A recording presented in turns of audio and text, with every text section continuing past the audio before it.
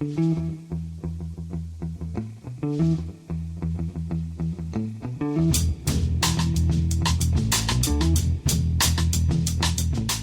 and welcome to The Price of Football, the show that looks at the money behind the beautiful game with me, Kevin Day, and Liverpool University's Kieran Maguire. Kieran, it's news day, but I think the news we're all anxiously waiting to hear is the state of Finley's gurgling stomach. How's the flatulence, canine-wise?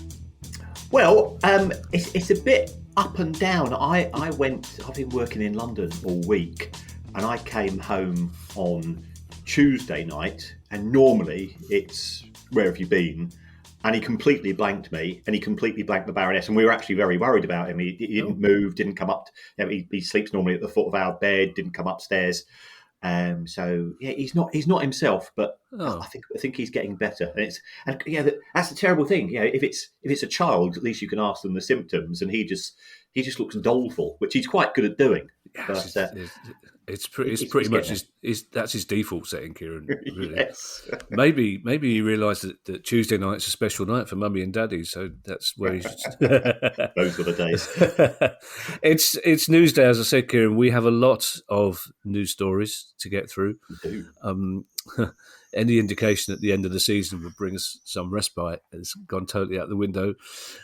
There's some big stories, and I'm afraid there's a couple of teams that have been on our spreadsheet, which is quite too, but on our radar, that are not getting any better. But first of all, Kieran, there were demonstrations by fans at Old Trafford this week, but it doesn't sound like they'd be too upset in the boardroom at the moment.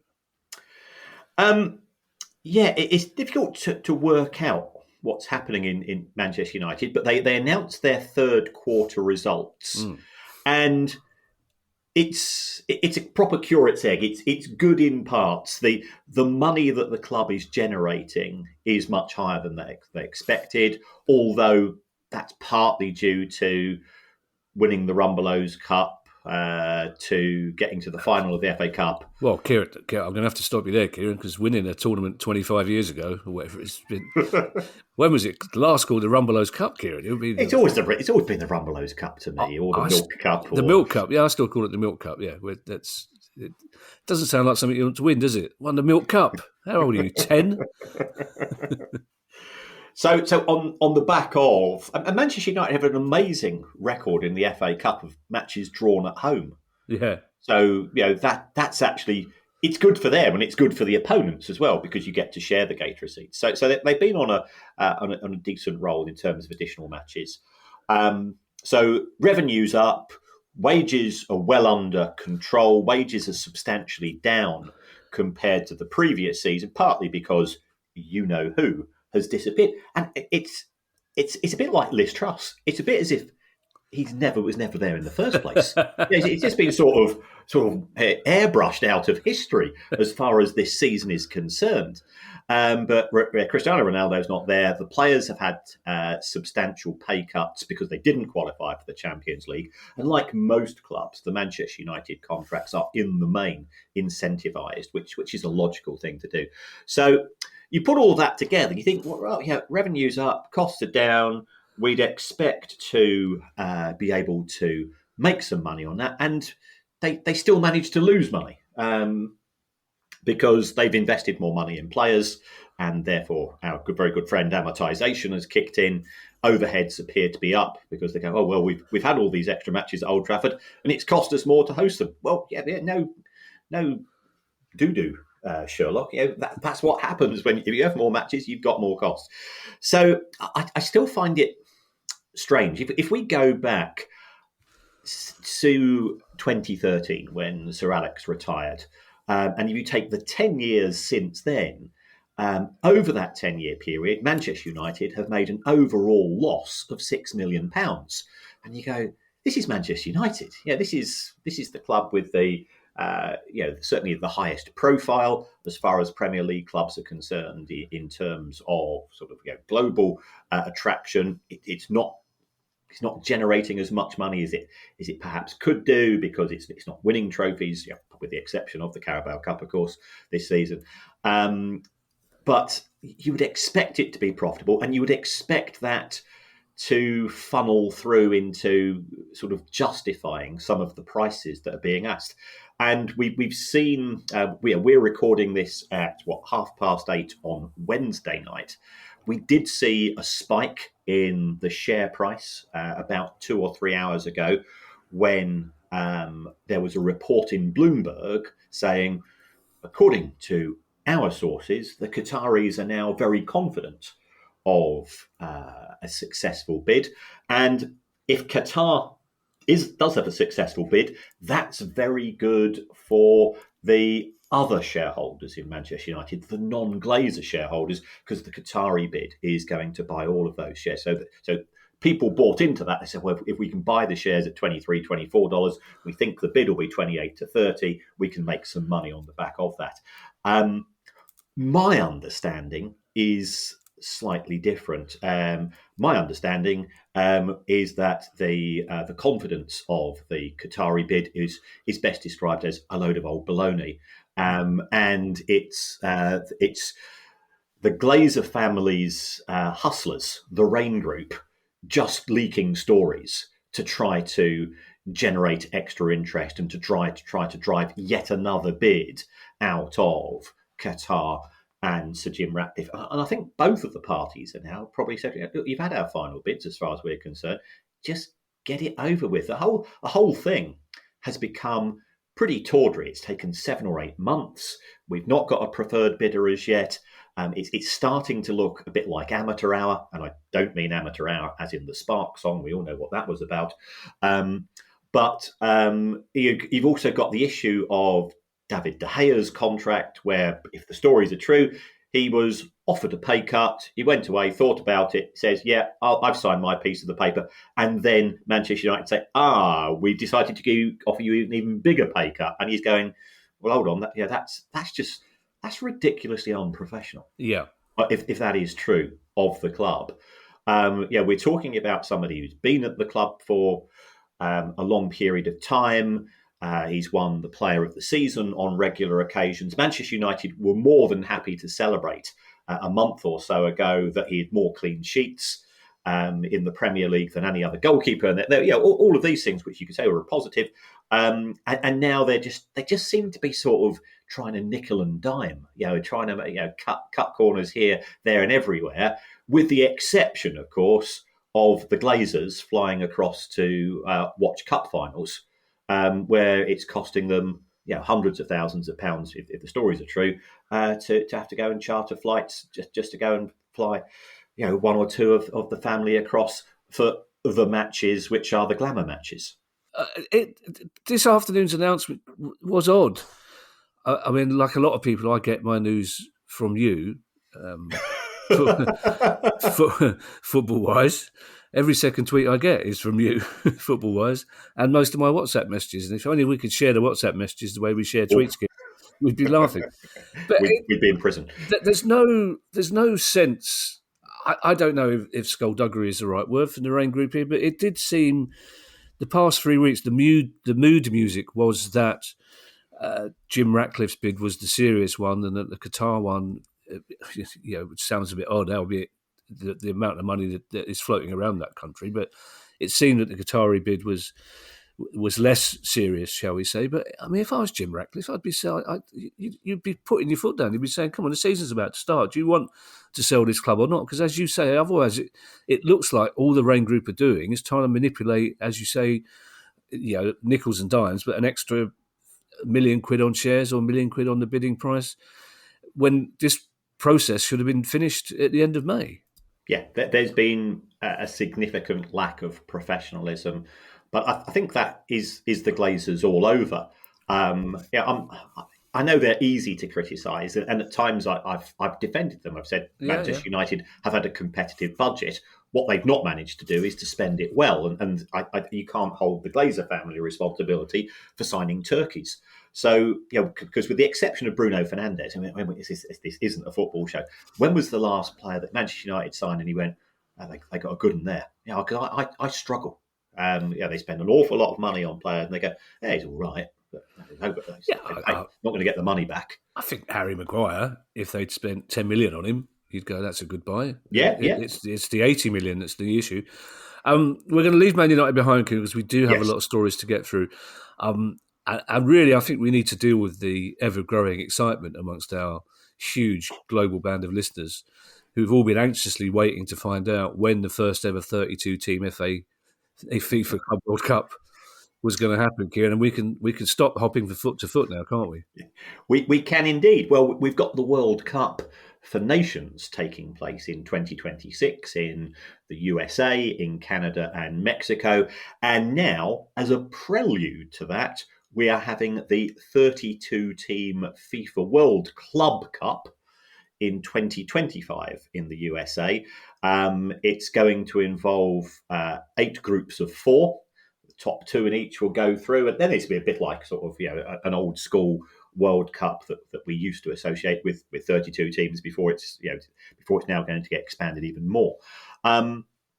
So we'll wait to see a couple of things. First of all, 2025 is a long period of time. When exactly in 2025? Yeah. Because that will also be the first season of the expanded UEFA Champions League. So players will be playing more matches in the Champions League. They will then be expected to represent their clubs. Now, who is going to be chosen? I think if you've won the Champions League over the course of the last 4 to 5 years, you'll automatically qualify from UEFA. So therefore, I think Real Madrid from last season, Manchester City from this season will be qualifiers. It clearly will be split on a continental basis as well. So it could be that one or two of the clubs from Asia and therefore Saudi Arabia, given that they've invested a huge amount of money as far as club football is concerned, they could be beneficiaries. But if it's going to be at the end of the season, then it's effectively going to go through June and July. That's going to have an impact upon the start of the 25-26 season, which is a World Cup year where you normally try to finish the season early in order to allow players a little bit of recovery time to play in the World Cup. So something has to give. Something has to be squeezed out here. And my concern is, we could lose the League Cup, and it is quite exciting for especially initially I think there's a bit of sniffiness, but for the smaller clubs it's an opportunity to make some money. Even for the bigger clubs, Newcastle fans absolutely delighted, an opportunity to go to Wembley this season, so they enjoyed it. So either that goes, or will there be further pressure to reduce the size of the Premier League from 20 teams to 18 or 16? And then you go, well, hold on, what happens if you are a supporter of Villa or or Palace or Brighton? Because all of a sudden we've got 2, 4, 8, potentially 8 fewer games in the season. You've still got to pay the players the same amount of wages as before, because what's going to happen is there's going to be a squeeze where the big clubs want to just play against big opponents in big competitions. And it's difficult to see how the players can play to their maximum capabilities if they've got an expanded Champions League followed by a Club World Cup, followed by 25-26 with an expanded Champions League, and then a World Cup. So this, and if things don't make sense, always goes back to Room 101. It's down to control and money. And what FIFA want to do is that they want to control more of club football by having their own competition, and FIFA lose money 3 years out of 4. They only make money in a World Club year. They've seen how much money is made by UEFA, and they say, I'd quite fancy some of that. So it's all very messy. And FIFA have also announced that there's going to be, as well as this 32-team FIFA Club World Cup, there's going to be an annual FIFA club competition as well in the interim years. The football calendar just can't cope with all of this. Well, I'll take you back, Kieran, to Istanbul. Is it 3 weeks ago now? After midnight, Pep Guardiola, exhausted, being interviewed on BT Sport, swearing his little head off.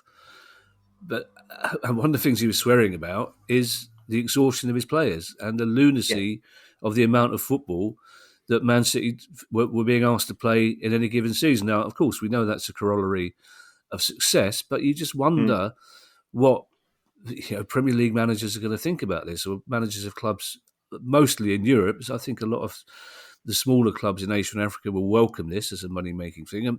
And people will say, well, the fact is Man City would be in America anyway doing some jolly old tour. But it's a tournament with a made-up name, the Kellogg's Bowl 14, whatever it is, where they can send the reserves, is very different to a tournament that will take 4 weeks of the summer when a player's meant to rest and recover. So it makes me wonder whether you might see clubs actually refusing to take part, or indeed sending reserve teams, in which case what's the point of this tournament and how will FIFA make money out of it? Yeah, you're absolutely right. I think, and people say, well, hold on, the players are paid very well. But that's a completely separate issue. You want to see, Kevin De Bruyne was knackered. And it was a tragedy in the Champions League final. Yeah. He's a player I absolutely adore to watch. I don't care whether he's playing for Belgium or Manchester City. He's an artist. Yeah. And he's getting more and more injuries. They're the same sort of soft tissue injuries that occur when you are simply putting athletes through too much too often. You wouldn't have Usain Bolt being expected to run an extra 100 metres races a year to try to break the record, because he'd just say, I can't do it. I focus on the Olympics, or I focus on the athletics finals for the world championships and so on. And that's how you get elite athletes doing elite things. Talking of Istanbul, Kieran, after the shocking delays, transport hold-ups, lack of water, heat stroke, etc., I'm sure that Aleksander Čeferin, the president of UEFA, was quite looking forward to being the first president of UEFA to address the European Football Fans Congress, until he noticed that it was in Manchester. Yes. In which case he probably pleaded the headaches and tried to send... I know he apologised to Manchester, the city, the fans of Man City, for what went on. But did he say anything else of note? I presume he didn't mention the UEFA charges against Man City. Well, those have been dropped. Remember, it's now the Football Association charges. So, yes, they successfully defended or overturned the initial. Right. I mean, first of all, give him credit for turning up. Because he did turn up and I didn't. Were you invited? I think I was invited, yes. Oh, okay. but I am working about 8 days a week at present. Yeah, and, you would have been difficult. You would have been talking to Radio Wrexham or something, I imagine. You would have been, right. You would have been way too busy to go and meet Aleksander Čeferin. But I think he has said some interesting things recently. First of all, fair play. He could have found an excuse not to turn up. He did apologise. He said, we get some things right. We've got some things wrong. In 2022, if we recall, Russia had effectively declared war on Ukraine. Yep. The final was due to be held in St. Petersburg, and UEFA said, no, we're not prepared to do that. You're a warmongering country. So therefore they switched it to Paris, and it was a disaster. Yeah. We were very fortunate that there was not more people being injured in terms of what happened. They didn't get it right. Again, he says we need to. It's a classic sort of corporate response. We acknowledge we've made mistakes. We're going to learn. Well, on how many occasions do you need to make mistakes before you actually? Because if you look at how the corporate customers were treated, they were all very happy by all accounts. So, is it a two-tier UEFA where the focus is on looking after the sponsors who pay a lot of money, and the fans, the regular fans are the ones that suffer. He did point out that both the Europa League and the Europa Conference League went pretty well. But he raised the point of abuse of officials, in terms of what happened to Anthony Taylor, following Mourinho's pretty pathetic behaviour. And I'm sort of broadly, like many people, I was very charmed by Mourinho when he first came into the game, but he does appear to have turned into a parody of himself. So he says we need to address respect for officials. We need to address the problems of racism, which are on the rise in football. And he says, ultimately, there's a limit to what we can do as an institution. Therefore, it's fans turning around and taking more responsibility, and I think a lot of fans do. I think it was decent of him to turn up. He didn't try to sugarcoat things by sort of denying that there have been problems in the last two Champions League. I think the next two Champions Leagues are in Wembley and Berlin. 2026 could be outside of Europe. Yeah. I'll say no more than that. Yeah, it certainly seems to be heading that way, doesn't it?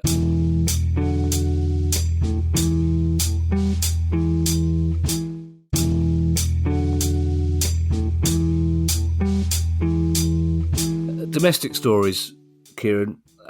When we spoke about the good news for Wigan last week, we said that, of course, as soon as one good news story is over, there's another one to step into its place with bad news. And it gives me no pleasure at all to say that the pebble that Reading's story started as is unfortunately running down the mountain at an alarming rate of knots, isn't it? And You're absolutely. I realise I mixed about 14 metaphors in there, Kieran. But you're absolutely right. Reading have been subject to a transfer embargo, first of all, for failure to adhere to a business plan. So they'd agreed with the EFL, this is how much money we're going to spend on X, Y, and Z. They failed to monitor it. And I think the EFL does deserve some credit for holding them to account. Secondly, they've been up on a charge for late payment of wages. So this is as yet unproven, but the EFL wouldn't have made the charge. Yeah, the evidence is it's one of those things which is a pretty black and white case. It's, I think if we look at Manchester City and Everton's charges, I think they could be slightly more nuanced, and there's a better. You've either paid wages on time or you haven't. And the third one is for late payment of taxes to HMRC. So we saw that come up on the EFL website, and I think that was probably last Friday. And then, and I'm indebted to a couple of our regulars who contacted me about this, and I don't want to put them in an awkward position, but you know who you are, guys, and I really appreciate it. That they showed me that there is a petition to wind up Reading, which has come from HMRC. Now, the way that this normally operates is that if you are owed more than £750, and this applies to any creditor, and the other party has not paid you on time, you can petition for that organisation to be wound up. So that could get messy. I'm just hearing too many really uncomfortable stories in terms of Reading. We have been contacted by a Reading supporters group, so we will try to organise a call with them to get them to explain their position, to see the steps that they are taking. They're trying to highlight Dye's activities and the things that he has done and the reason why they've got cause for concern. So we are reaching out to them, and we'll try to squeeze an interview in what will soon be our 14th show of the week, given the number of stories that have been bubbling under. So it's not good. The club appears to have a complete lack of leadership and total disregard for the fans in terms of communication. Two questions, Kieran. Did you say somebody could face a winding up order over a debt of £750? Yes. So I think that's under company law. If you have failed to pay on the due date, I think you've got to give a further 14 days notice or something. But you can then petition. Now that isn't the same as a winding up order being granted or a winding up order being heard. But it's starting the wheels in process. But what was interesting to me, because of the nerd that I am, when I went onto the website which gave this information, it turns out that Reading have had, I think, 3 previous petitions for winding up from HMRC, all of which didn't get much further. Now, I think there were 2 in 2017 and 1 in 2020, or the other way around. So this is the 4th time that this has happened. The 3 previous times, the club has paid the tax, and it's all sort of gone under the radar. They are under so much scrutiny here from fans, and I think this is one of the great things. Yeah, we do have a reasonably open system of access to legal documents and legal petitions from the court system. That the fans are activists. The fans are trying to protect their club, and they are holding Reading Football Club and Dylong to account. And it's a good thing, because if they think that they can get away with it, they can't. There's too many sets of eyes on them these days. I would like to think, Kieran, that we on this pod have contributed a little to fans becoming activists, or more activists, in the past 3 years. But there's a couple of points. That 750 figure, that's not a lot of money. I don't know what the gesture's called, Kieran, but when you put 2 fingers on your collar and you kind of go, oh, that's exactly what I did when you told me you could be wound up for 750 quid. I'm going to have to reconsider my relationship with HMRC. But secondly, Kieran, how do the people that run these clubs think they're going to get away without somebody noticing that they haven't paid tax? I mean, we saw that with Wigan. We see it with Southend. Do they genuinely think that if they whistle a happy tune and point in a different direction, people might go, "Oh, we seem to be okay," because they're going to get found out? And and like you said, it's a lack of communication. It's a contempt for fans that they don't say, "Look, I'm sorry, everybody. There's a problem." If you're in a relationship with somebody, if you live with somebody, and you both of you think, hang on a second, we it's like Ali and I, we're both freelance. And if you look at the diary and you go, hang on, September's not looking good, we might have to do something about that. Then you talk. Like you don't wait until you've got no money in September and then go, well, we should have done something about that. But that's what these club owners are doing. How are they doing it, Kieran? I'm as cross now as I was in the first few weeks of the pod when all these things were coming as news to me. And I should have got used to it now. I should be shrugging it off, but I just get more and more cross instead of less cross.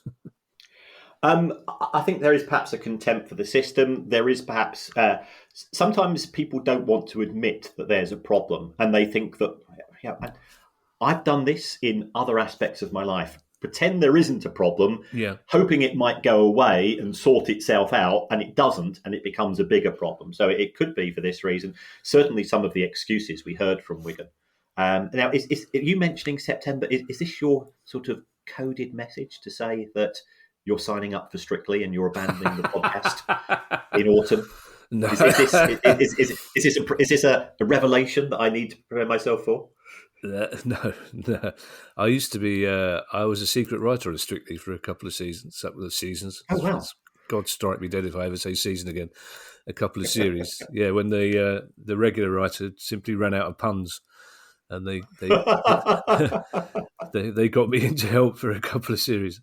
Oh my God, I'd love to do Strictly. Even I'd be the first one out, but I'd make enough money to get me through. I'd still do the pod, Kieran. Whoever the glamorous Russian person I was dancing with every Wednesday morning, be going, "Why aren't we training?" I said, "Because I'm doing a football finance pod." Amortization, baby. Amortization. That'd be if there's a song called that, I'm dancing to that. I was going to say something really important then, Kieran, and you've put the idea of Strictly in my head. So there you go. That's when I know it's autumn, when Strictly's back. So yes, it will come to me. Just shortly after BAFTA disappear, it will come back to me, and it'll be really important, and they'll be sorry they missed it. Better news for Cardiff City, Kieran, in the Championship. Yes, Cardiff City have been subject to a three window fee restriction. Now, that's not quite the same as an embargo. That has now been reduced to 2 windows. So that's been reduced.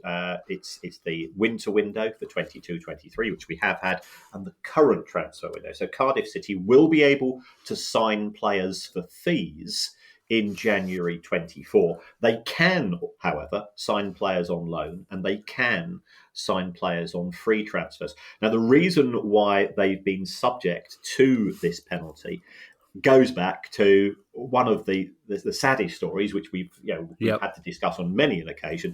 The tragic death of Emiliano Sala, and the ruling was that Cardiff had to pay the French club the initial agreed payment of £5 million or €5 million. I believe that Cardiff were 53 days late, and therefore the EFL, again, who do seem to have, that they are wearing their underpants on the outside of their trousers these days. They are holding their members to account, which I think is to be encouraged. And I know exactly what I said there.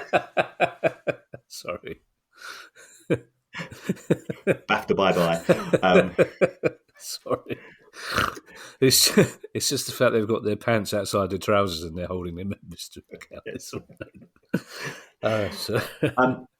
Cardiff have said that there have been extenuating circumstances. The EFL have listened and said, yes, we agree, you've got extenuating circumstances. So that's why Cardiff will be able to join the fee-paying transfer market in January 24. But they don't have to get approval for free transfers this summer or loan deals. I remember what it was I was going to say, Kieran, about the Reading owners. When you said we all have these things where you hope it will go away. I mean, that works with a rash, not a £3 million tax bill. Another club in the Championship, this seems like better. I mean, Huddersfield Town ended the season on a high. Neil Warnock is staying, I believe, for another season, and it looks like they've got new owners. Yes, and this is an intriguing one. The American businessman Kevin Nagle, who 10 days ago admitted, I've never heard of Huddersfield or really? Huddersfield Town. Really? Has now bought the club. But just contrast this position.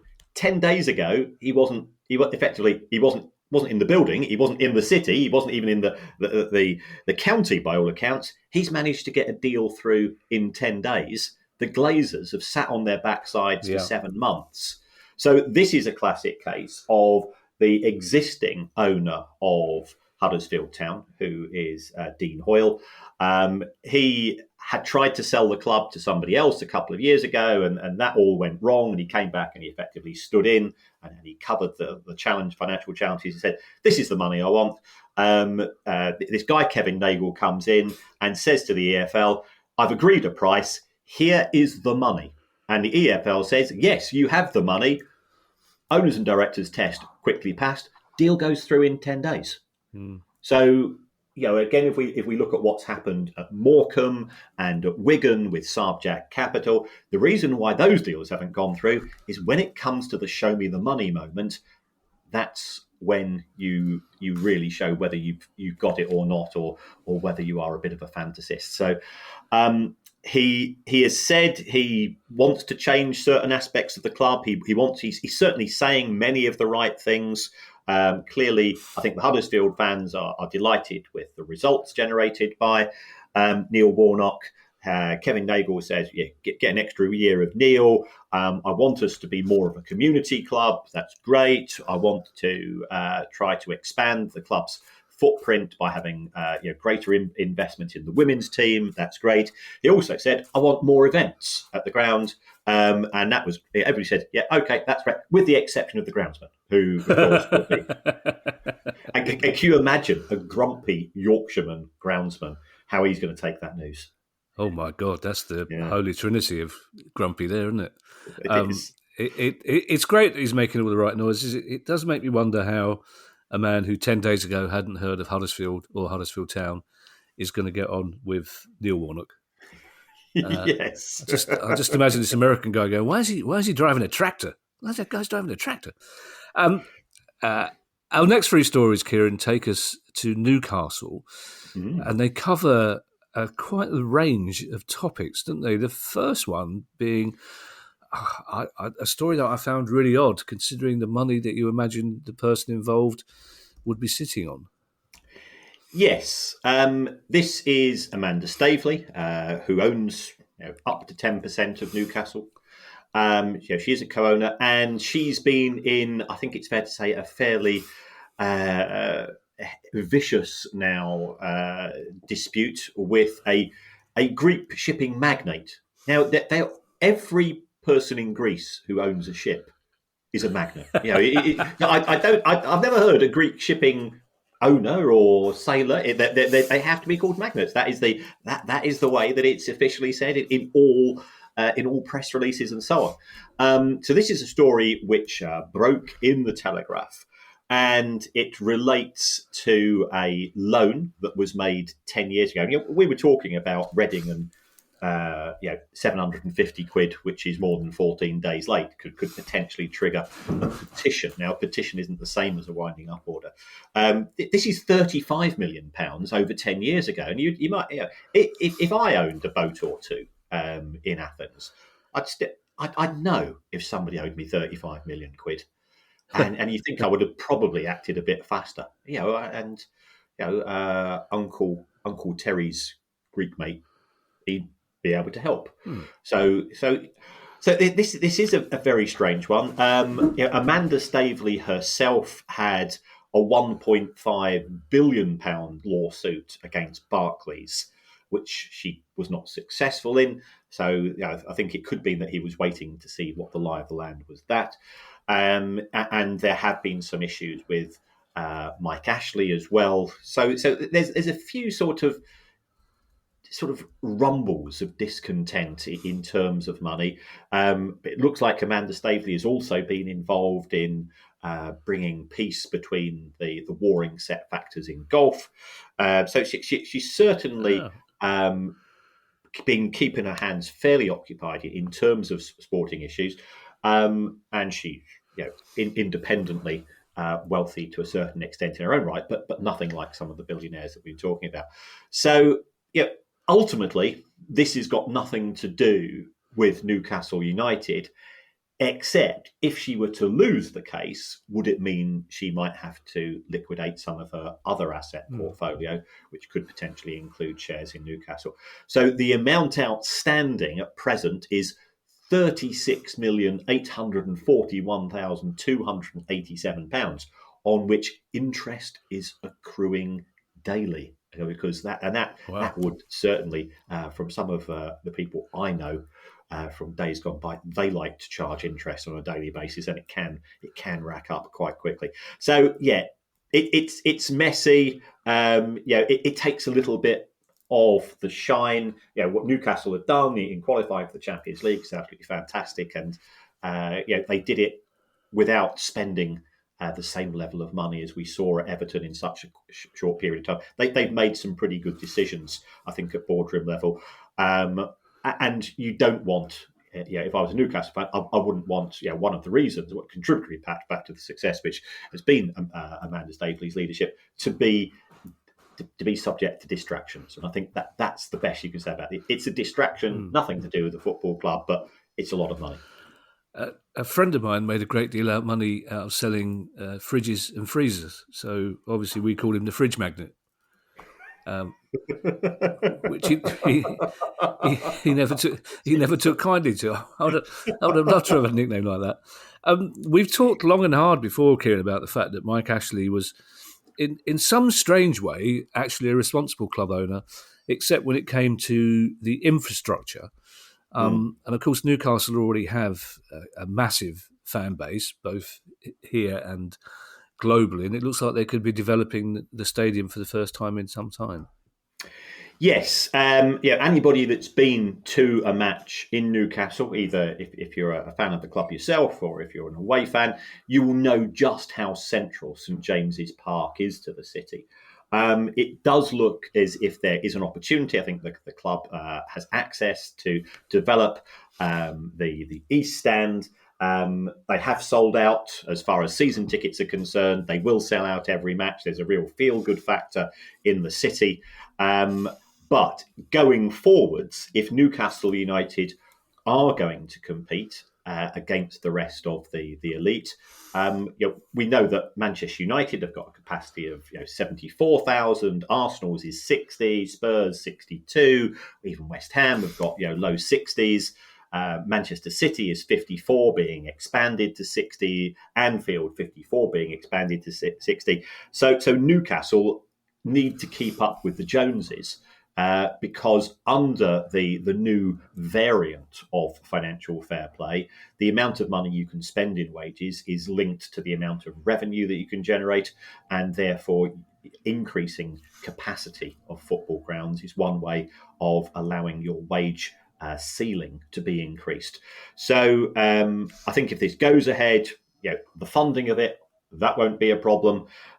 Selling tickets, that won't be a problem. So it's really a case of A, getting planning permission, and then B, just deciding just how big can we go as far as St James's Park is concerned.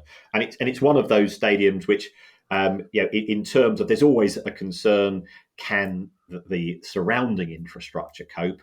I think that is the case as far as Newcastle United are concerned, because it's not an out-of-town stadium and people can dissipate fairly quickly. You wouldn't want to be the councillor that vetoed the planning permission for that, would you, really? Or the ex-councillor. Or the ex-councillor, indeed. And while we're at it, Newcastle Council, perhaps we could get a petition to lower the away end just a touch, just a smidgen. I'm not a fan of having to abseil down after losing a game.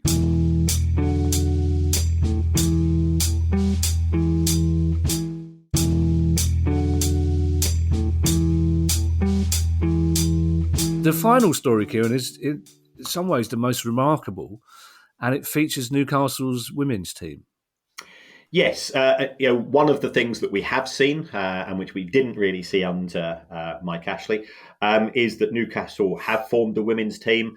They are presently in the third tier, but they are going for it. So the side is going to turn fully professional, which I think means they'll be able to attract players locally and from other areas as well. So they clearly want to get into the WSL as quickly as they can, and it's an opportunity to recruit players, to create employment, and for Newcastle fans, who want to go and watch the women's team.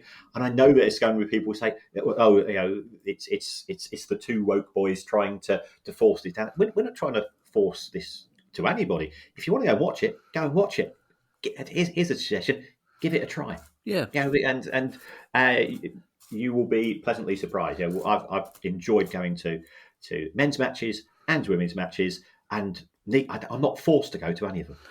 Well, I'll tell you what my problem with this is, Kieran. I mean, it's fantastically ambitious and confident, and it's obviously good for women's football, but it worries me in terms of the future of other teams in the regions. Like we've talked before, and we talk in the book about Durham, who are a very successful, very well run, very financially sustainable team just down the road. And even with my limited knowledge of geography, Kieran, I'm confident to say that Durham is just down the road from Newcastle, and this is a worrying development for them. That's my issue. We're increasingly seeing the top four clubs in the WSL dominating the game in terms of money and in terms of media attention. And you can't help but think that in 5-10 years' time, when Newcastle women are inevitably in the WSL, that's going to be a bit of a pain in the arse for Durham.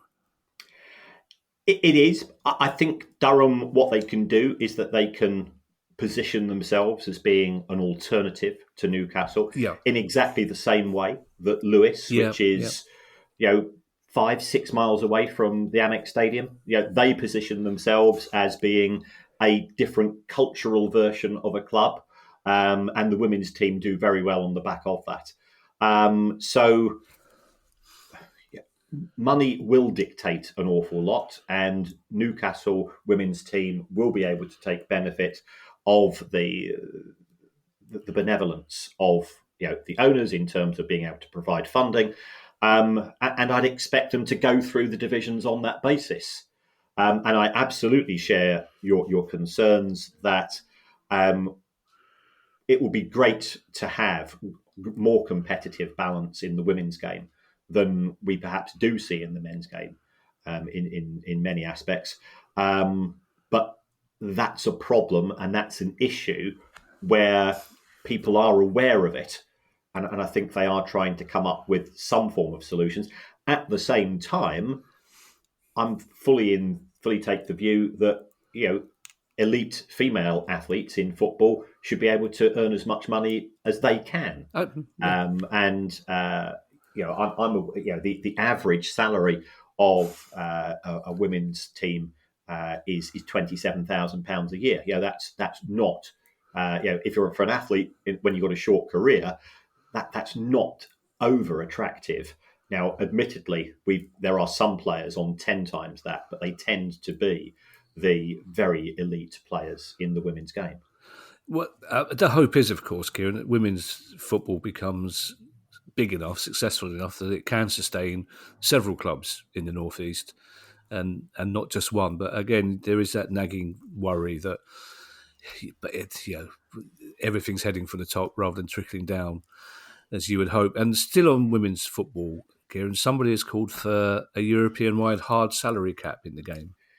Yes, this is intriguing. This has come from the head of group planning at Manchester United. Now, Manchester United didn't have a winning women's team. I think it was 4 or 5 years ago, and they've done extremely well. Leveraging on the Manchester United brand, they went straight through the Championship. They got into the Premier League. This year, they did extremely well. They only pipped at the post by Chelsea. But I think they've lost a couple of players, perhaps some of their most high-profile players. I think one of them may be on their way to Arsenal, for example. And Arsenal I think have averaged 14,000 this season in terms of women's games, which is superb. And that's on the back of, I think, quite a few games, 3 or 4 games now taking place at the Emirates and getting record crowds. So, a hard salary cap and European-wide, to which my response is, well, good luck with that. I'm not sure that you necessarily thought that through, because if you've got a hard salary cap and you've got different countries in Europe with different tax systems, if we set a hard salary cap of, let's say, €80,000, then the consequence of that is that you're going to have some players earning on a net basis more than others. That door slamming was the Baroness bringing me a pack of Smarties. You're right. Things have changed since the old days, Kieran. Well, I thought it was... interestingly, Finley has no worries about keeping quiet during the pod. That's why I knew it was the Baroness, because she was trying to keep quiet, whereas Finley was just headbutting it. Yeah.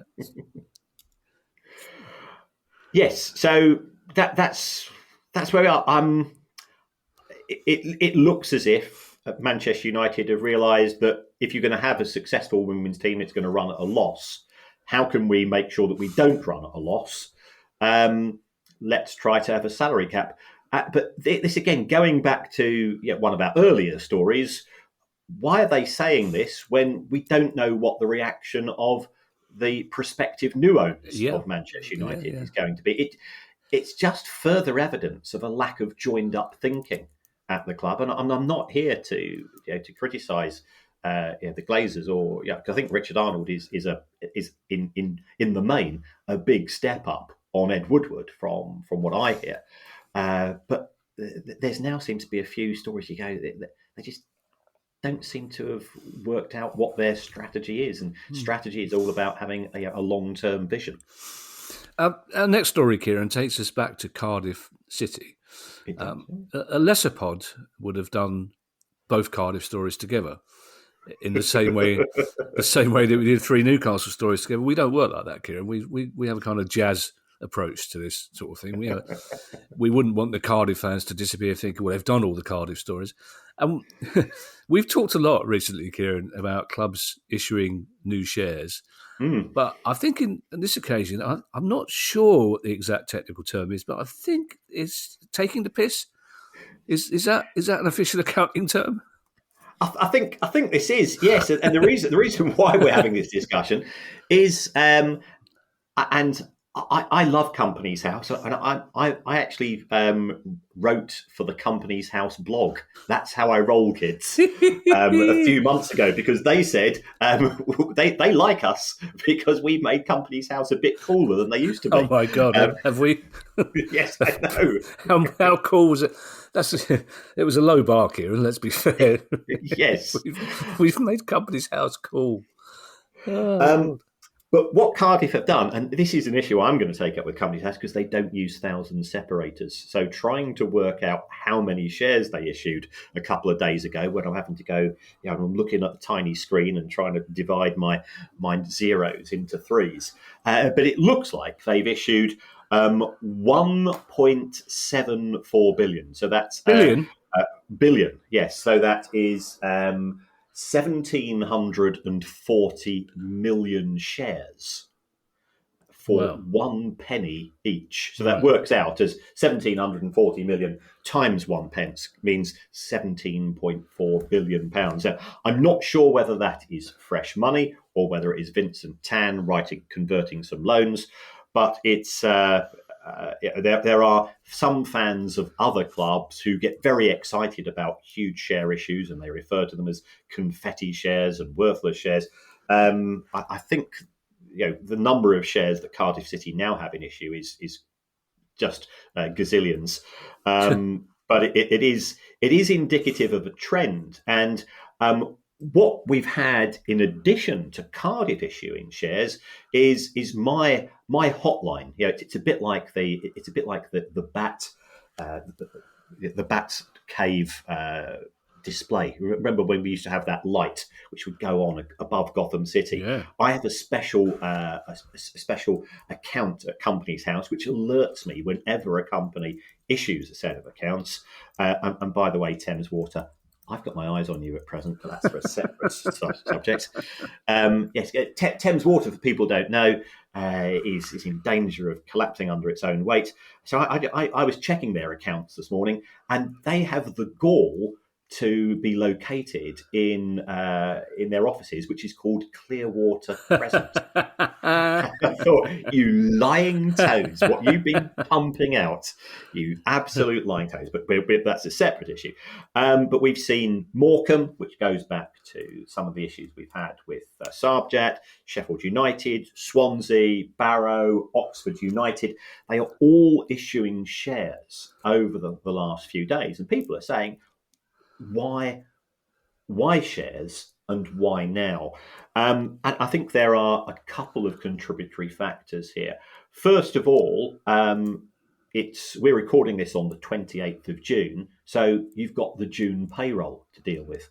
Now, how many matches have been played by Morecambe and Sheffield United and Swansea and Barrow and Oxford United in the last month? Zero. Yeah. So can you see, football is a strange industry in the sense that the money going out is reasonably constant. You've got to pay your monthly insurance premiums and your monthly rates bills and your monthly wages and so on. But the money that comes in, the cash that comes into football clubs is actually quite erratic. It's football is, we talk about a football season, but from a cash flow position, football is also a seasonal business. So clubs at times are in significant need of cash. You can't go to the banks because the banks will just laugh at you. They won't lend you money. So therefore, clubs are going to their owners to say, look, we've got wage bills to pay, we've got other bills to pay. And that's why we're seeing a lot of owners bring money into clubs. The other reason is that these are all EFL clubs. In the EFL, the first £24 million over a 3-year period from share issues counts towards financial fair play. And if you're in League One and League Two, for every £1,000 that an owner brings into a club, you're allowed to increase your wage bill by £1,000. So if you've got a manager who wants an enhanced budget, or if the owner's saying, I'm feeling lucky this summer, I want the club to go up, I want the club to be more competitive, we are seeing more money being pumped in because it allows the clubs to address financial fair play issues. Could it be seen, Kieran, in any way responsible to pay the wages on a monthly basis by a share issue? to pay wages. Yeah, you said you said that some of these clubs have got the payroll coming up, so that might be a reason why they've issued new shares to pay the June wages. Would it be feasible to do that every month and say this is what we're going to do for the whole season? It would be. It would certainly work in Leagues 1 and 2. The issue is that the owner would have to have the money in the first place to be able to fund effectively a full year's worth of wages. And some owners are saying, hold on, we got ticket sales, we have got the TV deal kicking in, and therefore we need to use alternative forms of revenue. Just on Company's House, Kieran, what's their issue with putting a little comma every 3 noughts? Well, I don't know. I mean, I will send them not a strongly worded email because we're in good terms, but I'll send them an email to say, can you just make it easier for us to read? We do love you. You are cool. Yeah, or perhaps they are being cool. You go into restaurants these days and you see a menu and the price is £9.5. Yeah. Okay, well that gets me twitching. Even worse, Kieran, there's a couple of restaurants by my way, they don't even put the pound. It's just 9.5. And you go, what am I supposed to do? Make an offer? The best way to deal with Company's House, Kieran, is to send them a lovely email saying, Kieran here, how are you? How's Shirley? Good. Pleased to hear it. And just say, I haven't got an issue with it, but I've been working with this idiot on this pod, and he's asked this really dumb question about little commas every 3 zeros. So I just thought I'd pass that on. So then they'll have an issue with me, Kieran, and not with you. Right, we'll see how we get on. Okay. Watch this space, listeners. Watch this space. So I recognise that tone of voice, Kieran. That's one the Baroness has told me about when I've implied criticism of Company's House. Suddenly, right, okay, right. Oh, that's my response is, why don't you marry Company's House then? We've got 3 stories left, Kieran, one of which will take us to the football ground closest to my home, but the first of which takes us to, I believe, a country we've never dealt with before, and that's Tunisia. Yes, this is all about the team called Gardimau. And this is a Tunisian club which has been in existence for 100 years, represents a local town. That's great. And the sad news is, and I think this is to do with a much broader issue, socio-economic issue that's affecting the whole world. The reason why the club has had to close down is because it cannot keep hold of its players because of migration. Okay. They are trying to get out of Tunisia. The Tunisia coast is a pretty popular starting point for migrants, and they've lost 32 of their best players simply because they can't afford to pay them very much, and therefore these young men are going to Europe to seek a better future, and. Yeah, this is sort of the unseen costs of what is a global migration issue, which is to be discussed on other podcasts than this one. It is, but it's a sort of detail that would never ever occur to me. This terrible human migration that's going on, terrible in terms of what's happening to the people attempting to get here, is what I mean. Not the fact that they are attempting to get here. But it has a knock-on effect, of course it does, on the local economies that they're leaving behind, and of course it does on football clubs. We've talked again a lot recently, Kieran, about how fans are not just nostalgic for kits anymore, but actually nostalgic for sponsors. Iconic sponsors that were sponsoring a club at an iconic time. And Southampton fans may be pleased to hear this news. Yes, this is one of my favourite sponsors, Draper Tools. I've actually got I still have a Draper Tools toolkit purely because I always remember them in the days of sort of David Armstrong, who I always thought was a fantastic player, and wearing that particular brand. and it was great. But they can't afford to. Southampton have been relegated to the Championship. They're going to be the back of shirt sponsor because that will be a cheaper deal. And I don't know who their front of shirt sponsor will be. I suspect it will be a generic gambling company who will offer more money. But we covered that story ad infinitum. But I just think it's a great name to have back in football. Well, I mean, Draper Tools, retrospectively, their marketing department will be delighted to hear that you bought a set of tools off the back of them sponsoring Southampton back in the day. Yes, yeah, which shows the power of advertising and also having a good relationship with a brand, because that was sort of a time in football where the football was quite good. We're not over keen on Southampton in Brighton, but I quite like I thought Southampton used to play really good football and they had some really good players at times. Yeah. Having said that, the marketing sponsorship doesn't always work, so I've never once tempted to go to ManBet X. Good. The last story, Kieran, came as a bit of a surprise. Where I live, South London is a bit of a village. Palace is not a club known for keeping secrets. So this last story, much as I love it, came somewhat out of the blue, but it's a biggie, isn't it? It is, and I think it's a really positive story as well. So Croydon Athletic are going to be taken over by Stormzy and Wilfried Zaha. I think Stormzy and Danny the Kitman from Palace. And Danny the Kitman from Palace. Danny the Kitman. So it's a classic case of a rising tide lifts all ships, and we've got three people increasing the level of attention. This story broke, I think it was certainly over the last 24 hours. Yeah. I've already been on the radio in Northern Ireland discussing the story and the impact. And it would have been it's a far bigger story than if a local business had done this.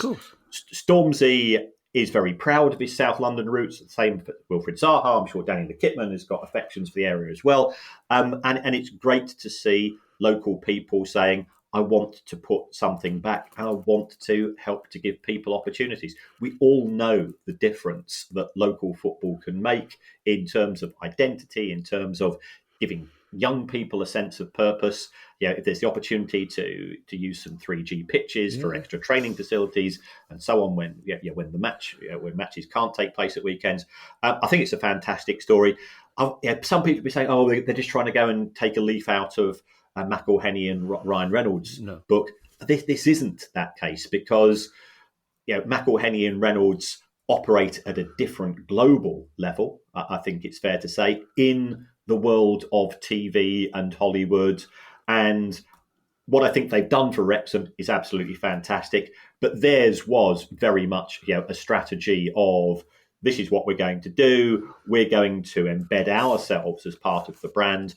I think what we're going to see from Wilfried Zaha and Stormzy and Danny the Kitman is they'll provide funding. That I think we'll see an increase in crowds because people might popping down to go and watch Croydon Athletic play. Just in case. Stormzy might be here this weekend, and I think he's absolutely brilliant. And I'm not trying to do this to be down with the kids in terms of music. He's just a good guy.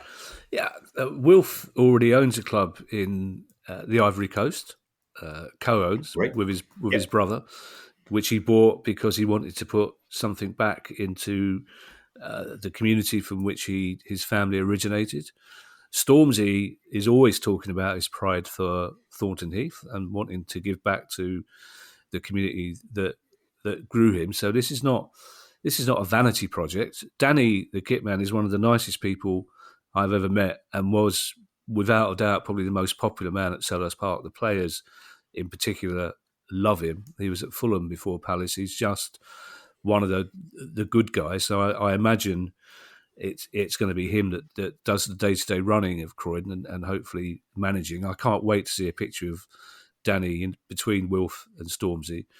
But it's a really odd thing here, and I've never known Palace fans more excited. I mean, the news this week that Roy was going to be our new manager, Hodgson was going to stay on as manager, was totally blown out of the water by this story. And I think Croydon Athletics crowds are going to double next year. There's so many Palace fans already are saying, well, yeah, we'll go down when Palace are not playing. We'll go down to Croydon.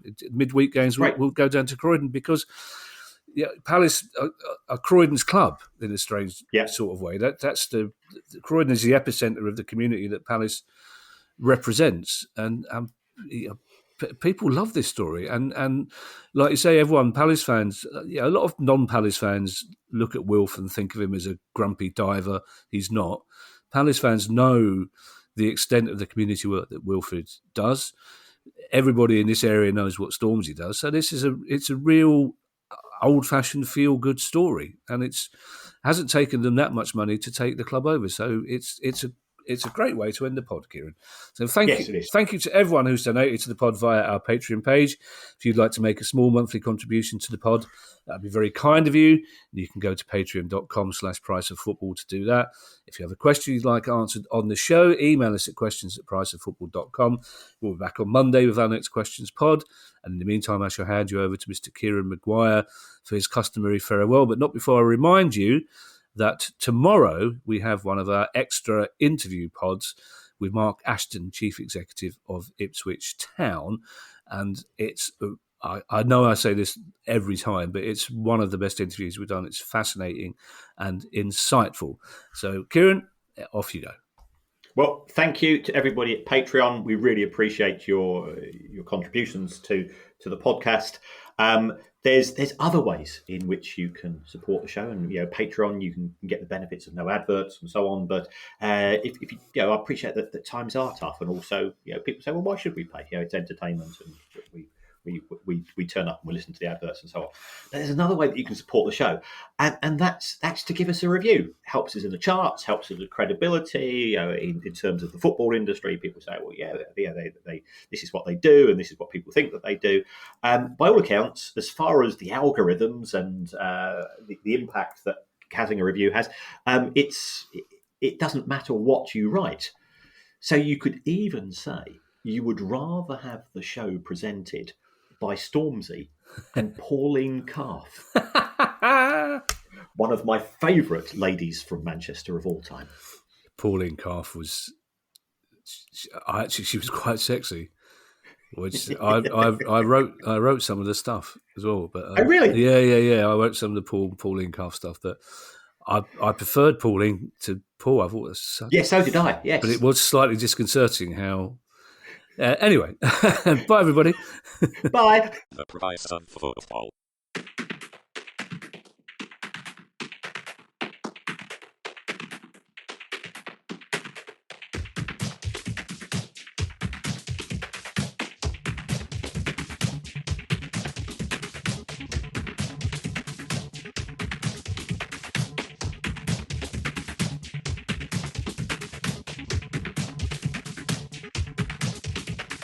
The price of football.